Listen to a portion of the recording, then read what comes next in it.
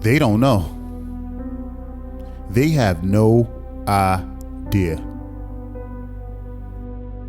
For some of you, you're about to cross that threshold and walk out into life. And you look around at your classmates and you see you all dressed up in the same cap and gown, same color, same diploma, but they don't know.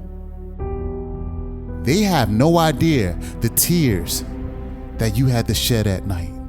They don't know the workload that you had to add on just to make it to the same destination that they are. They don't know the adversity and the brokenness that you came from. They have no idea.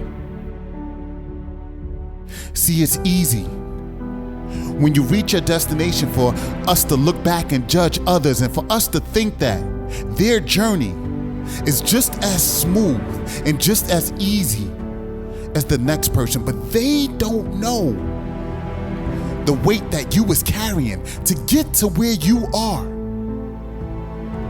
You're at work, same cubicle, the same layout, same water cooler. You get off on the same floor, but they don't know the unhappiness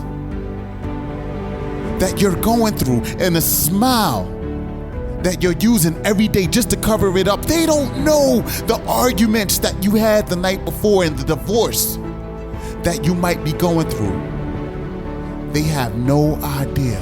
So when you receive that phone call with the blessings that you've been asking for, when you receive that message and that sign and that miracle that steps out in front of you, I want you to celebrate it like you've never celebrated anything else in your life, because they don't know what you had to go through to reach the same destination as them. They don't know what you had to go through to get inside the same position that they're in.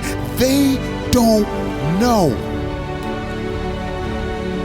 So I want you to be proud of your wins. I want you to celebrate where you are.